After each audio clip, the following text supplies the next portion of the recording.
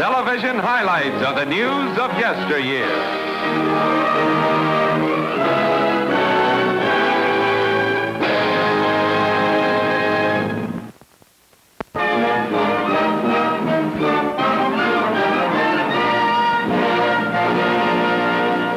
Highlight of the news in 1936 is the abdication of Edward VIII, King of England, monarch of the British Empire. Edward, shown here reviewing his troops, culminates a storybook romance with announcement of his intention of giving up the throne to wed Wallace Warfield Simpson, American-born socialite. George V, King of England, died January 20th, 1936, with Britain mourning its loss and hailing its new ruler. The king is dead. Long live the king. Edward VIII, forsaking his Prince of Wales title for the mantle of a monarch, assumed official duties as head of the military, but peace was in his heart all through his reign. In one of his early appearances before his people, he declared, "Humanity cries out for peace and the assurance of peace." A speech for which he received an ovation from his subjects. Final act before the abdication was a visit by the ruler to the people of Wales, where reports of poor conditions in the mines had been brought to his attention. And then Britain hears rumors of the abdication. Crowds wait for an announcement from the Prime Minister, making no secret of their sentiments where their king is concerned. Stanley Baldwin, Britain's Prime Minister, leaves number 10 Downing Street with official word of the abdication. The Duke of York, shown here with his wife, Princess Elizabeth and Sister Margaret Rose, is to be the new English ruler. And the first abdication in the history of Britain is to be accepted with mingled emotions by England's people, but there'll be nothing uncertain about their loyalty to George VI and Elizabeth, soon to be King and Queen of the British Empire.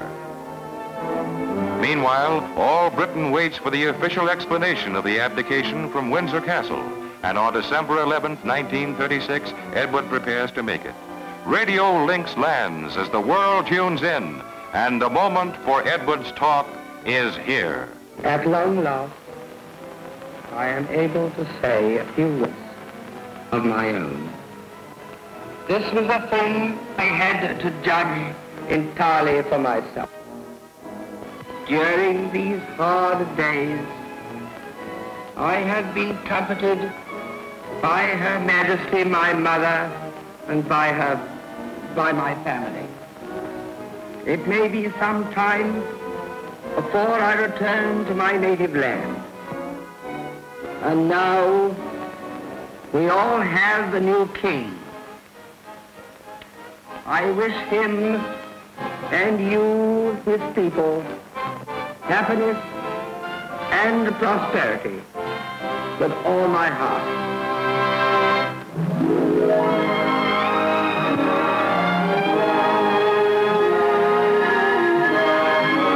It's January 1934, and help is on its way to rescue explorer Lincoln Ellsworth and his party, marooned on the ice when their plane cracked up. Ellsworth, who began his polar expeditions in 1925, had only a week's supply of food when rescuers arrived. But snow and ice proved no barrier to the rescue party. And at Melbourne, Australia, crowds rushed to meet the ship Discovery, bringing home an international hero, Lincoln Ellsworth, only man ever to span both polar regions.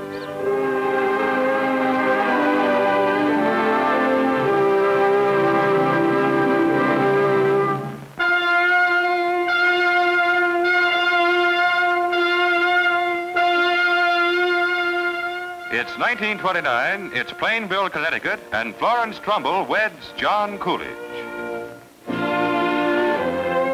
The new Mrs. Coolidge is the daughter of Connecticut's governor, and the bridegroom the son of the former President of the United States. The marriage is a high spot of the social season. The bride and groom greet their guests as the ex-president and Mrs. Coolidge Sr. look on.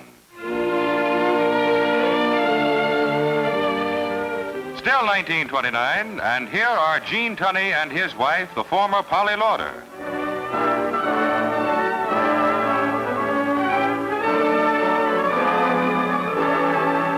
They returned from a European honeymoon with the heavyweight champion announcing his retirement from the ring.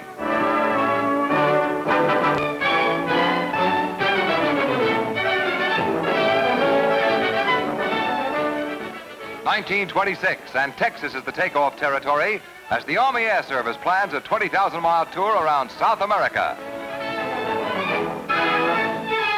General Patrick, Chief of the Air Service, looks on. 5 regular Army planes will participate, including the New York, the San Antonio, and the Detroit.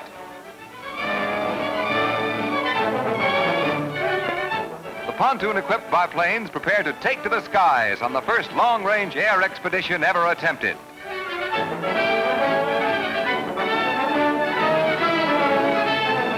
(1929), Frankfurt, Germany, and inventor Fritz von Opel tries out the first rocket plane. Von Opel's radical principle of rocket propulsion for flying ships gets its tryout today.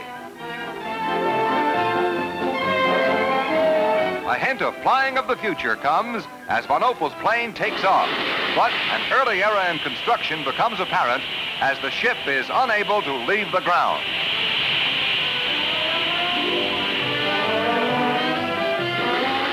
The mistake corrected, on the next attempt, Von Opel flies 1.25 miles at 100 miles an hour. Already successful in rocket-driven automobiles, Germany sets the stage for jet propulsion of the future with Von Opel's early experiment.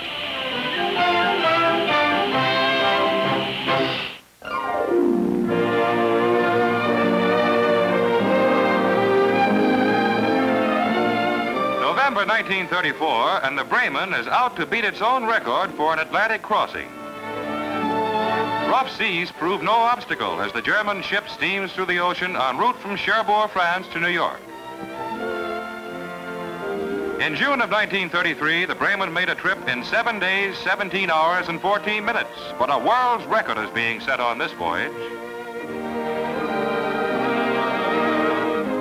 Other ships are left far behind, and Bremen Captain Leopold Ziegenbayer takes time out to hold youngest passenger Mildred Burnett, 5 months old. German Ambassador von Prittwitz congratulates Commodore Nicholas Johnson, who skippered the Bremen to a world's record, 4 days, 14 hours, 27 minutes.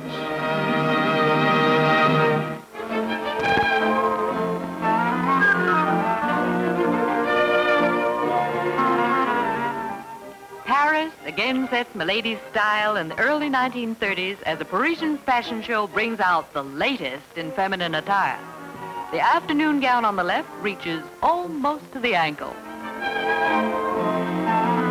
The evening ensemble of gold and red lame touches the floor in front and trails it in back.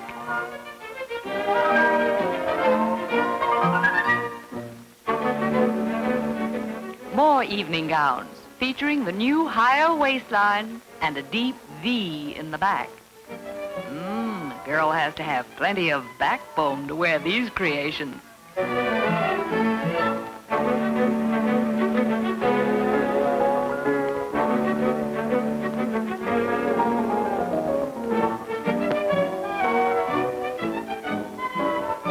Afternoon party ensemble.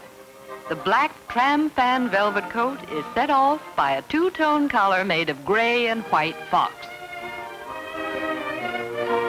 The rose and black tulle dress is silver lame embroidered in beads. Lame, toujours lame.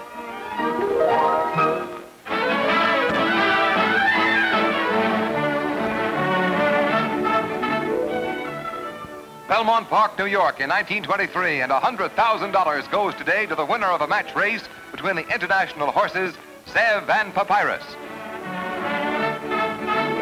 Jockey Steve Donahue imported from England to ride Papyrus. Earl Sandy, Zeb's rider, shown after the horse won the Kentucky Derby. In England, Ben Irish, owner of Papyrus, awaits news with Papyrus's trainer, Basil Jarvis.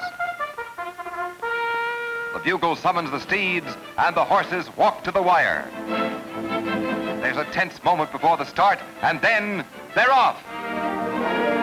Papyrus takes the lead early in the race, but as they round the first turn, Zev moves up on the inside and takes over. At the far turn coming into the stretch, it's still Zev in front, with Donahue on Papyrus going for the whip. Under Sandy's master hand, Zev increases his lead to 3 lengths. And as Papyrus tires, the lead is even greater as Zev flashes across the finish line, the winner. Zev, Money Horse of the Year. 1931, and it's England versus America again, this time in the Harmsworth Trophy race.